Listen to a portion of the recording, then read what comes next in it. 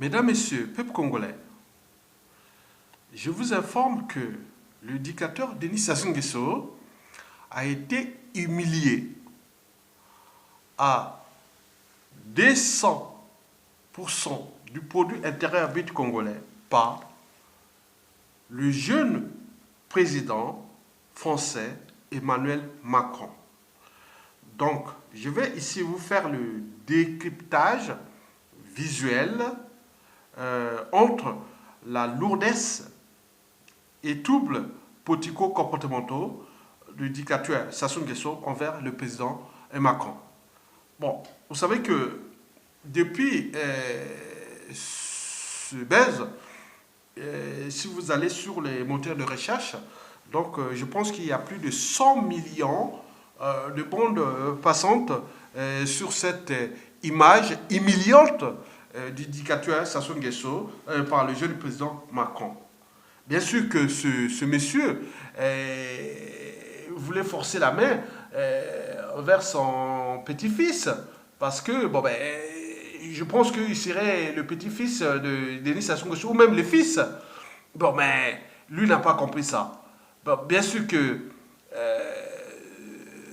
ce monsieur n'a pas de repère ni moral, ni social, économique, politique et autres. Sinon, ça se saurait. Parce qu'il a voulu forcer sa main envers le jeune président français Emmanuel Macron. Mesdames, Messieurs, vous savez que dans la vie, on ne choisit pas sa famille, mais on peut choisir ses amis. Eh bien oui, on choisit ses amis. Mais ce monsieur, Denis Sassou Nguesso, a voulu forcer la main du jeune président français. Et ce qui a dérangé plus d'une conscience civilisée à travers le monde. Mesdames, Messieurs, peuple congolais, oui, le dictateur Sassou Nguesso a été humilié en France par le jeune président français Emmanuel Macron. Parce que ce n'est pas la même génération. Emmanuel Macron, ex-banquier, intellectuel, banquier d'affaires et cerveau, cognitif, matière grise. Bien sûr qu'il est issu d'une famille où il n'y a que la cognition, la neuroscience, parce que son père, c'est un neurologue, c'est quelqu'un qui a étudié les sciences du cerveau. Même si demain, Sassou Nguesso tombe, j'aimerais rencontrer le père d'Emmanuel Macron et lui parler déjà ensemble des neurosciences. Et puis, il est intégré dans le sens de l'évolution de l'histoire vivante, animale, jusqu'à l'homme, depuis la nuit des temps jusqu'à nos jours, et mettre des perspectives pour le monde qui vient. Donc, entre la sauvagerie, la barbarie, le stade d'humanité, supérieur d'humanité et compagnie. Bon, il le sait. Je lui ai envoyé des messages, des lettres de rappel à Emmanuel Macron en tenant compte de cette neuroscience. Et il le sait d'ailleurs. Donc, nous sommes en face d'un individu liberticide, antisocial, équipnogène, qui veut s'accaparer du jeune président français Emmanuel Macron pour la survie de son régime. Bien sûr que Macron le sait, que Sassou Nguesso, c'est l'homme du passé. Mesdames, Messieurs, peuple congolais, ce fut humiliant. Bien sûr que le mystère est là. Hein? La nature a toujours su faire, a toujours su nous montrer ces mystères. Ils sont là. Et, donc, je pense que Emmanuel Macron, avec les enjeux du climat et de l'existence universelle, l'a compris que nous ne pourrons plus laisser les intérêts français, vitaux français, être entraînés dans un suicide collectif avec cet individu du passé qui s'appelle M. Denis Sassou Nguesso. Bien sûr que la méfiance et la défiance est générale entre les deux écosystèmes, c'est-à-dire France-Afrique et français. France-Afrique, c'est-à-dire l'Afrique équatoriale française, qu'on appelle la zone CEMAC, et aussi l'Afrique occidentale française, qu'on appelle la CEDEAO. Donc nous, l'enjeu est de trouver des justes équilibres qui pourront nous avancer en fonction des vidéos, de la vidéo qui va terminer ce décryptage. Et voilà, donc cette vidéo qui viendra à la fin de ce décryptage sera celle de Albert Einstein que j'avais pensé et publié le 13 septembre 2015. Mesdames, Messieurs, oui, Sassou Nguesso, c'est l'homme du passé, l'homme du passif. Il a été humilié, il veut sauver sa peau, il vient chercher par coûte que coûte les moyens financiers consistants à acheter la conscience mondiale et surtout détruire le Congo-Brazzaville en achetant les armes et tous ces marchés que vous connaissez. Donc nous sommes dans un monde qui est devenu interdépendant et donc on ne sait plus et qui est qui, et voilà, non seulement au niveau racial, interracial et autres, et des esprits qui sont celles de la civilisation nouvelle ou des enjeux de nouvelles synthèses. Donc le danger est réel. Donc, et le jeune président Emmanuel Macron l'a très bien compris. Bien sûr qu'il connaît bien le Congo-Brazzaville. Oui, depuis la nuit des temps. Il connaît bien Denis Sassou Nguesso, puisque c'est ses prédécesseurs qui l'ont entretenu. Donc, il sait bien qu'il y a des choses qui vont changer tout au long de ce 21e siècle, d'où l'enjeu d'avancer. Donc, il le sait bien. Donc, bien sûr que les fonds africains du passé ou moyenâgeux ont voulu entrer dans la nasse ou dans le piège. Oui, je dis le piège, parce qu'ils croyaient qu'il allait transformer Macron comme l'ont fait avec François Hollande. Et voilà. Donc, sinon, pour Emmanuel Macron, le quinquennat sera terminé. Parce que ce monsieur, Sassou Nguesso, c'est comme le virus Ebola. Donc, c'est monsieur Ebola. Donc, si vous rentrez avec lui, c'est fini. Il est fini. Ce n'est pas la même génération. Imaginez-vous, Emmanuel Macron aller faire un dîner face à face avec un monstre comme ça, et quelqu'un qui ne respecte même pas les fondamentaux des règles politiques, économiques, financières et civilisationnelles d'ailleurs. Et voilà. Donc non, tout a changé. Mesdames, Messieurs, donc je vais ici vous faire le décryptage des Sassou par ces troubles comportementaux. Et donc, je vais commencer d'abord pour voir ça, parce que c'est ce que j'ai écrit là dans mon blog. Et donc, vous avez peut-être pu lire ça, parce qu'il y a eu quand même 1500 personnes qui ont lu ce message-là hier. Donc, vous pouvez le voir. Donc, je vais vous le laisser et vous allez le lire au fur et à mesure. Voilà. Doucement. Et après, je passerai par la suite. Et voilà.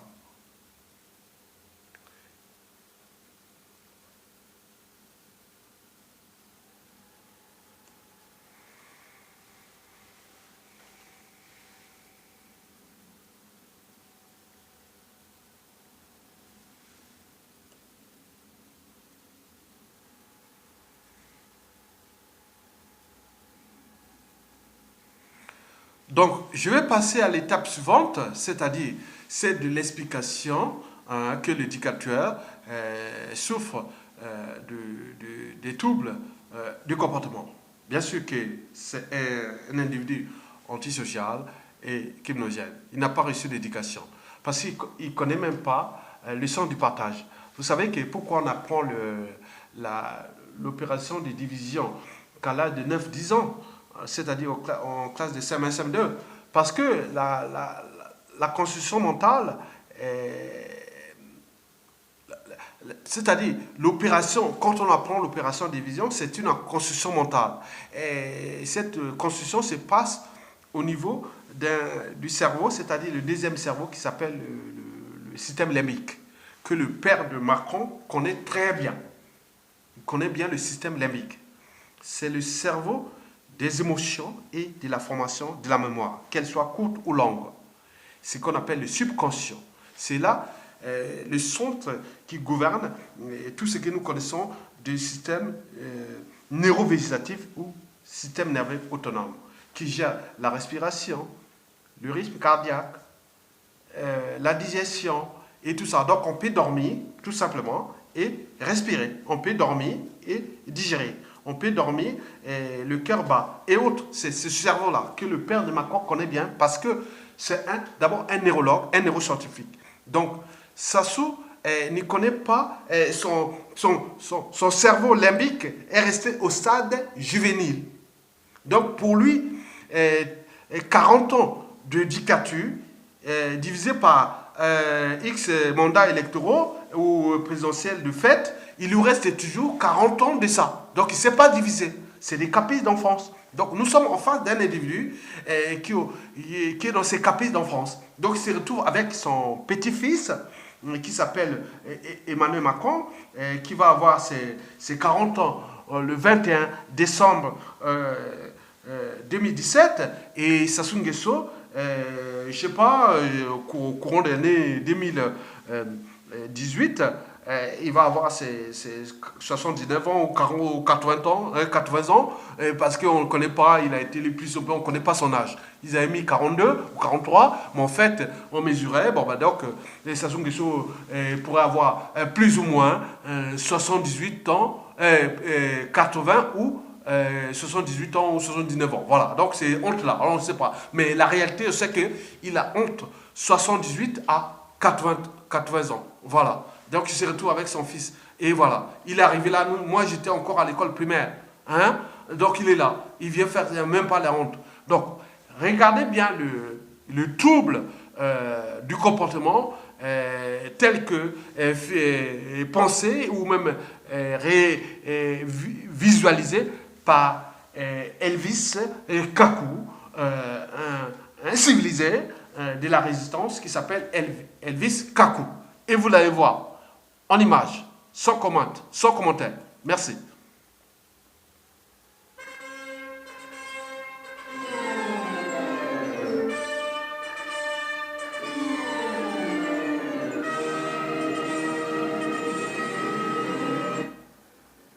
Sommet climat à l'île Séguin, près de Paris, la séquence qui fait tâche.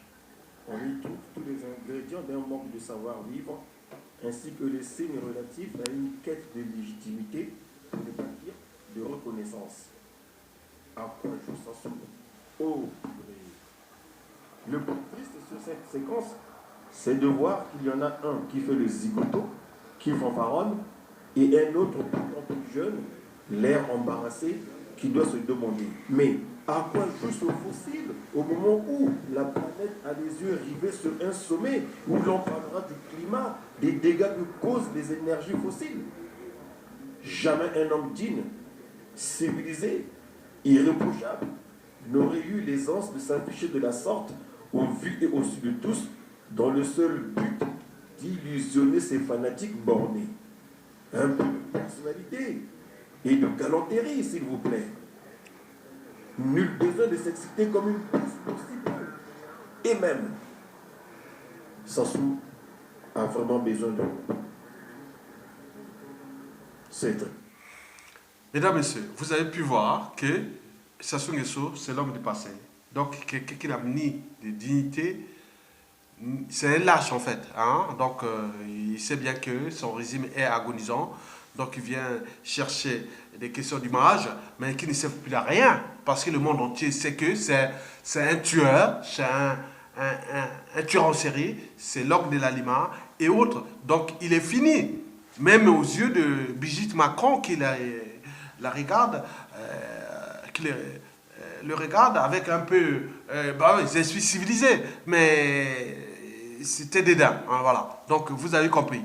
Donc, je passe à la vidéo suivante pour voir un peu les coulisses de la visite de Sassou Nguesso vue par les médias et réseaux sociaux. Donc, ici, je vais mettre la vidéo de Je m'informe TV du Congo-Brazzaville. Mesdames, Messieurs, je vous laisse là avec la vidéo de...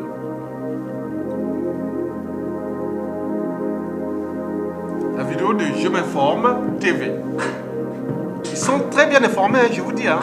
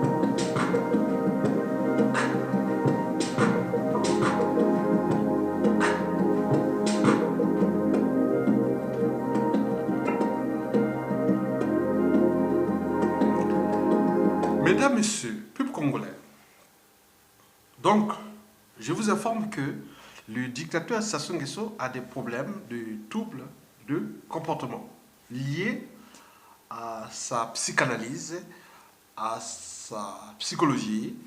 N'oublions pas son cynisme, sa psychopathie et sa sociopathie. Donc, tout un peuple est en danger. Il me semble que la France l'a très bien compris. Parce que, déjà, tous les lobbies ou les réseaux de lobbying qui ont pris les comptes du Congo en otage et qui voulaient coûte que coûte protéger leur marge arrière financière, et donc ils ont compris que tout a changé. Et donc le président Macron ne va pas se laisser berner par ces hommes du passé qui sont d'abord au sein du régime, mais aussi au sein de la France-Afrique. Parce que le monde que nous vivons est un processus de notre pensée. Il n'est peut-être modifié sans réformer nos modes de pensée. Il a bien compris d'ailleurs. Parce que là-bas, au Congo, les Congolais ont tout perdu. Ils n'ont plus rien à perdre. Donc c'est ces individus-là au sein du régime et de cette oligarchie congolaise, politico-congolaise, qui n'est responsable de rien, ni de leur bilan passé ou encore en cours, et alors ils prospèrent tout autant que le pays s'enfonce dans les ténèbres. Mais aussi au côté de la France-Afrique, depuis Paris. Et donc ils ont compris que pour eux, si on ne sauve pas ce monsieur, ils vont perdre leur train de vie doré avec ce pays zinzin, ce papa zinzin, et cette France-Afrique zinzin. Donc, le monde a changé et Emmanuel Macron l'a compris. Donc, d'où l'enjeu de nous, avec cette dimension nouvelle qui vient de se passer au niveau de la France, parce que Emmanuel Macron, finalement, ce fut un bon produit. Il faut le comprendre. Donc, on va aller dans ce sens-là, trouver les sujets qui fâchent et tout ce qui, ensemble, trouver une porte de sortie ensemble pour que nous, demain, dans ce processus de sortie ou d'affranchissement de la France-Afrique du Moyen-Âge ou de notre temps, et que nous pouvons trouver le juste équilibre pour avancer. Parce que je vous dis que la France n'a pas besoin du Congo. Le Congo non plus. La France n'a pas besoin de la France-Afrique. La France-Afrique africaine non plus. Mais la France a besoin du Congo. Le Congo aussi. La France a besoin de la France-Afrique. Et inversement. Et donc, d'où l'enjeu de trouver le juste équilibre pour avancer. Et voilà. Tel est l'enjeu de ce message que je livre ici pour que nous puissions nous entendre dans le sens que j'ai parlé d'ailleurs avec Henri Guénaud. Le jour où j'étais parti à côté du palais de l'Élysée, je pense que là, le jour où ça soit arrivé, c'était le 11, je pense, non, c'était le 12. Je pense que j'ai fait l'image le 12 avec Henri Guénaud. Je l'ai alors dit, non mais peut-on réformer la France-Afrique? Bon, dubitatif, il a souri et il dit non mais il y a beaucoup de choses à faire, mais on pourra toujours avancer. Donc, j'ai compris ce sens-là. Vous avez l'image qui est dans le blog Congo Objectif 2050. Vous pouvez voir l'image, mais je n'ai pas donné tous ces éléments parce que c'est des trucs qu'on ne doit pas tout livrer aux yeux. Voilà, il y a des vérités qui ne sont pas bonnes à dire, mais il me semble qu'il a compris aussi, lui aussi, qu'on peut avancer dans le sens de sauver la face des deux côtés, des écosystèmes France-Afrique. Et voilà. Donc, d'où l'enjeu d'avancer. Donc, pour avancer, bon, pour le président Emmanuel Macron, je l'invite à lire cette vidéo que j'ai pensé publier le 13 septembre 2015. On était à 2 pas du hold-up, du coup d'État constitutionnel de Denis Sassou Nguesso avec ses impacts actuels, qui sont ceux d'abord de politique aussi, économique, sociale et humanitaire. Mais sûr que dans toute organisation, qu'elle soit État, entreprise ou association, quand il y a un dysfonctionnement, c'est celui qui a la tête qui en est responsable. Le poisson pourrit toujours par la tête.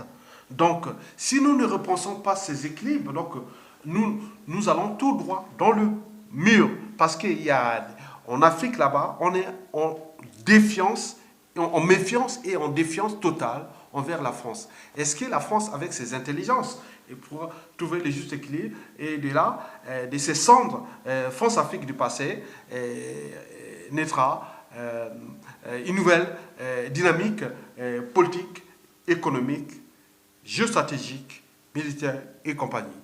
Parce que je vous ai dit que nous sommes dans un monde interdépendant et la France a besoin de l'Afrique et l'Afrique inversement dans un monde devenu interdépendant en tenant compte de notre histoire, qui est d'abord celle de la culture, oui, celle aussi de la civilisation.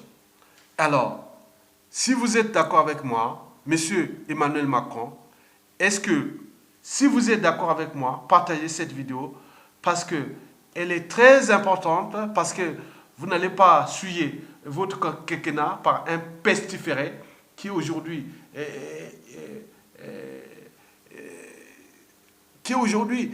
comment on peut dire ça, Sassou Nguesso, on l'aime plus partout dans le monde africain ou noir. On l'aime pas. Partout, on parle de lui. J'ai des bruits de fond, qu'ils soient noirs, africains, ou antillais, ou nord-américains, autres. On dit non, Sassou, ce mec-là, c'est le danger.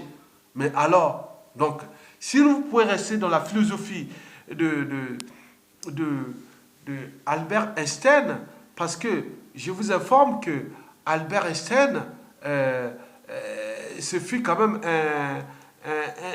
un gros scientifique américain d'origine germanique. Bon, vous connaissez l'histoire. Moi, je la connais, cette histoire. Pourquoi il est parti aux États-Unis, je connais. Donc, Albert Einstein fut un physicien américain d'origine allemande. Mais celui-ci a changé par sa théorie fondamentale de la relativité, de la conception humaine du temps, de l'espace et de l'univers.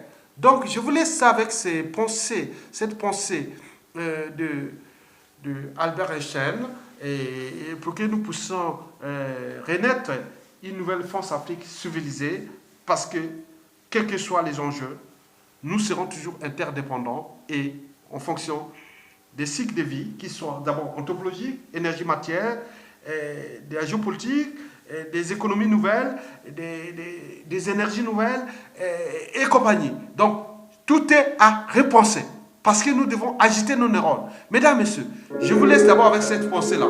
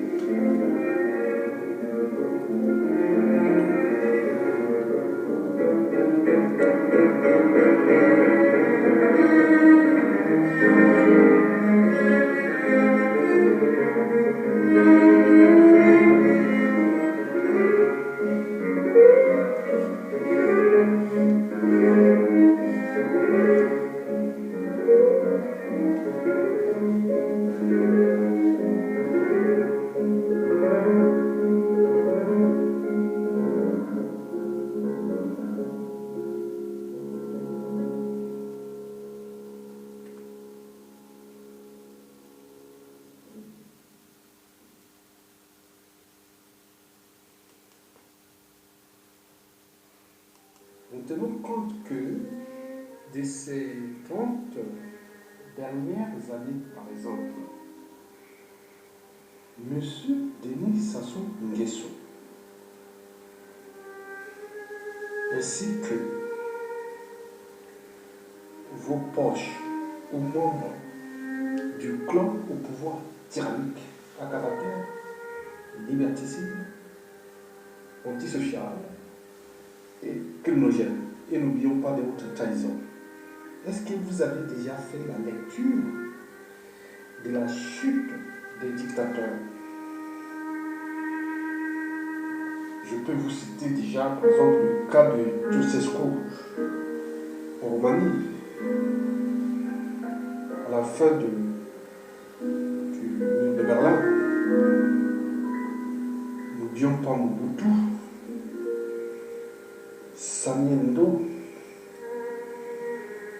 Saddam Hussein, etc., etc. La liste est très longue. Et pourquoi cet éveil de votre âme et conscience? Mais c'est pas sorcier.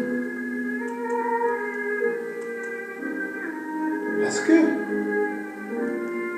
en effet, oui, Mandela l'avait pourtant dit, un homme qui prive un autre homme de sa liberté est prisonnier de la haine, des préjugés et de l'étroitesse d'esprit. Je répète, Nelson Mandela l'avait pourtant dit en son temps, je cite, un homme qui prive un autre homme de sa liberté est prisonnier de la haine, des préjugés et de l'étroitesse d'esprit. Oui, en effet, la haine, les rancœurs sont ancrés dans nos esprits, la mémoire et la conscience individuelle et collective. Et pourquoi? Parce qu'au cours seulement de ces 20 dernières années, sous le poison de la dictature liberticide, antisociale, criminogène et de haute trahison incarnée ou instrumentalisée par M. Denis Sassou Nguesso, les Congolais n'ont vécu que dans la barbarie, la violence, la terreur, les arrestations arbitraires, les scènes de torture, la guerre asymétrique, le terrorisme d'État, les génocides, les coups d'État, les crimes de sang, les crimes économiques, le vol systémique des comptes publics congolais, le surendettement, un pays tout entier, aux morts cliniques, aux arrêts, le peuple aux arrêts, un pays en faillite, un pays seulement de 342 000 km² pour 5 millions d'habitants seulement, quatrième pays producteur de pétrole du continent africain, troisième producteur de bois du continent, n'oublions pas les minéraux, les services et autres, un pays surendetté jusqu'à 200% de produit intérieur brut, 90% de la population de la mer et de la terre. Mais qu'est-ce qu'on a mérité ça? Mais ça, on pouvait encore parler des crimes économiques, mais le danger de la pensée de Nelson Mandela, je cite, un homme qui prive un autre homme de sa liberté est prisonnier de la haine, des préjugés et de l'étroitesse d'esprit. Ben oui, les gens ont envie de régler des comptes avec le dictateur. ainsi que cette famille, ses clans et autres. Méfiez-vous des apparences. Les apparences sont trompeuses. La haine est là, mais il ne peut pas. Parce que vous avez confisqué les moyens de l'État.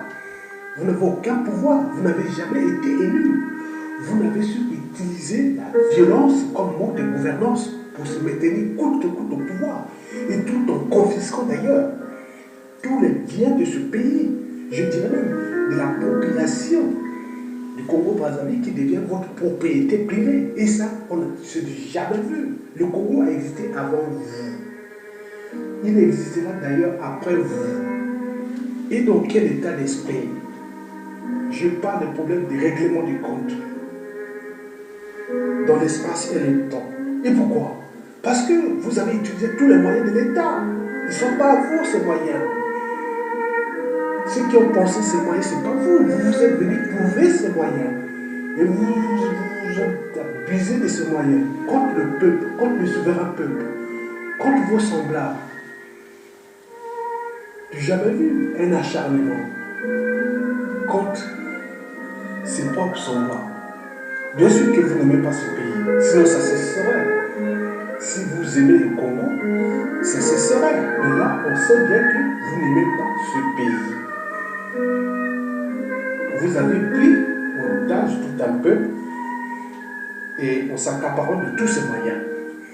Donc, les gens, le peuple, cherchent à récupérer ces moyens de l'État. D'où la contestation, la révolte, la résistance. Mais le peuple est éternel puisqu'il a tué le dernier mot, il a le dernier jugement. C'est ça l'avantage du peuple, du souverain. Il est immortel. Vous n'êtes pas immortel. Donc, le danger par rapport à la pensée de Mandela, oui, je répète, un homme qui prive un autre homme de sa liberté est prisonnier de la haine, des prisonniers et de l'étoile d'esprit. Mais on vous envoyait des lettres, des rappels. On croyait que vous aviez au moins une âme et une conscience. Mais là que dalle, rien du tout. Donc vous êtes dans un autre monde. Bien sûr que vous êtes dans l'entonnoir. Vous êtes pris dans la nasse, dans le piège de la sauvagerie, la barbarie, le crime de sang et les masses et autres, le cynisme et autres, et compagnie. Mais les deux fils du Congo et le peuple cherchent à récupérer leurs moyens. Les moyens de l'État, je peux vous les citer, les moyens des administrations, les moyens de la justice, des prisons, du renseignement intérieur et extérieur, de la police, des armées, de la diplomatie et de tous les moyens des comptes publics, des ressources naturelles et compagnie. Dès qu'une fois ces moyens récupérés, vous vous rendez compte, parce que vous n'avez pas le monopole de la violence. Je vous l'ai dit ça plusieurs fois. Nous sommes dans un volcan dormant, un volcan explosif. La haine, les gens ont la boule, mais le jour où ça tombe, je ne veux pas vous dire, j'éveille votre conscience. Je suis qu'un lanceur d'alerte. Les scènes de les sages, les règlements du compte, et tout ce que vous connaissez dans la situation d'un chaos, parce que la chute d'un dictateur, et surtout quand il est antisocial et criminogène comme la nôtre, la dictature la nôtre, mais le réveil sera plus tard, parce qu'il y a des gens qui ont perdu les vies, on a tué les gens, plus de 1,5 million de morts, on continue à tuer, non seulement par la violence policière, mais aussi par les assassinats, les disparitions suspectes, les empoisonnements et tout ce qui meurt dans les géoles autres. N'oublions pas la condition sociale pour un pays qui, pourtant, ne méritait pas ça. L'accès à l'eau potable, l'eau déjà insalubre et empoisonnée pour soi-disant des rites mystiques. Il s'agit bien sûr d'affaires criminelles qui, à un moment ou l'autre, seront traités dans les cas purement du droit pénal. Bon, n'oublions pas l'accès à l'eau potable, à l'énergie et aux soins. Il n'y a plus de soins au Congo. C'est fini. Dans tous les hôpitaux des grandes villes congolaises, vous allez à l'hôpital pour mourir. Dans 90% des cas, vous allez pour mourir. N'oublions pas que les gens commencent à mourir, à mourir de faim. La famine. N'oublions pas le cadre de vie désastreux. N'oublions pas la mobilité. Partout, il y a des checkpoints. Donc, on ne peut pas passer par... Non, au Congo, c'est une prison à ciel ouvert. Mais pourquoi tout cet acharnement? Est-ce que vous avez le monopole de cet acharnement? Donc, c'est pourquoi j'éveille votre conscience et que vous avez fait la lecture de la chute des dictatures. Le peuple est traîné parce que vous avez des emplois avec 97% de la population du Congo.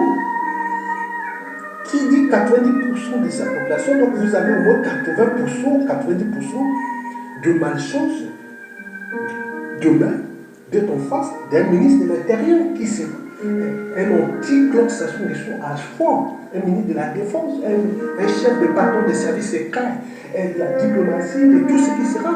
Parce que ce que vous avez fait contre le peuple congolais, les autres ont appris. Donc, je vous lance un message d'alerte. Libérez les prisonniers politiques, arrêtez la guerre dans le pôle et demandez un dialogue inclusif que vous vous sauvez. On peut trouver des circonstances atténuantes, vous barrer, mais dans les conditions où vous entraînez, bien sûr que vous êtes aidé par la communauté internationale que vous avez acheté la conscience avec les deniers publics congolais. Ça se voit. Mais les moyens là, une fois récupérés ces moyens de l'État, ces moyens de lobbying ou autres, ah oui, vous avez assassiné les gens sans qu'il y ait droit de veto. Vous vous rendez compte, vous avez assassiné tout un peuple sans droit de veto, sans communauté internationale. Vous vous rendez compte que le jour où vous serez plus au pouvoir, les États ont des intérêts. Je ne sais pas si vous êtes 3 ou 4 000 personnes de la famille de Claude, vous allez vous entendre où les gens mettront tous les moyens pour vous claquer partout, pour régler les comptes. Donc arrêtez de tuer l'humain, arrêtez de tuer les autres. Donc, c'est un message d'alerte à vous. Continuez peut-être votre opération, mais le peuple résiste. Mais il semble que la situation est imprévisible. À tout instant, si vous chutez dans les conditions d'un chaos, vous pouvez dire d'autres appels, les descendants et autres dans les conditions que vous connaissez, l'Afrique conséquable, le règlement des comptes, au niveau des administrations, de tout l'État, sous ce nom des Sassou, des missions, des points, des kiki, kaka, coco, qui vont se trouver où? Vous avez vu les enfants même des dictateurs qui étaient puissants, ils sont maintenant où? Maintenant, c'est les vôtres qui vont être puissants hier dans le monde. Vous croyez ça au Père Noël? Mais je ne pense pas. Donc méfiez-vous de ce que je vous dis, parce que si vous ne prenez pas conscience de ça, vous aurez perdu, parce que ce ne fait qu'un conseil. Mais quant au peuple congolais, je vais vous laisser 3 citations de Mandela à la fin de cette vidéo-là, que je vais vous les lire déjà. Bon, voilà, je peux vous les dire. Mandela avait dit ceci. Donc, j'ai résumé 3 citations de Mandela en une phrase. Voilà. Il avait dit ceci, Mandela. J'adresse ça au peuple congolais et aux prisonniers politiques et à tout le monde qui résiste contre cette dictature qui nous a été imposée. Bien sûr que nous avions eu une mauvaise rencontre avec ce monsieur et cette famille, ses clones et autres. Mais toute chose a un début et une fin. Donc je vais vous lire ces citations-là. Mandela a dit ceci.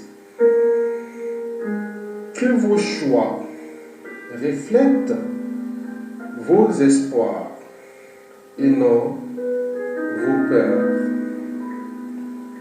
Parce que le courage n'est pas l'absence de peur, mais la capacité de la vaincre.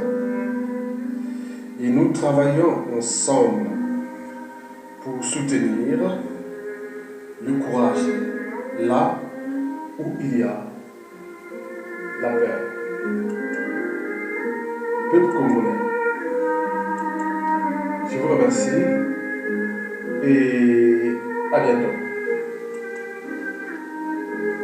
Aux compagnies de l'île à la banque.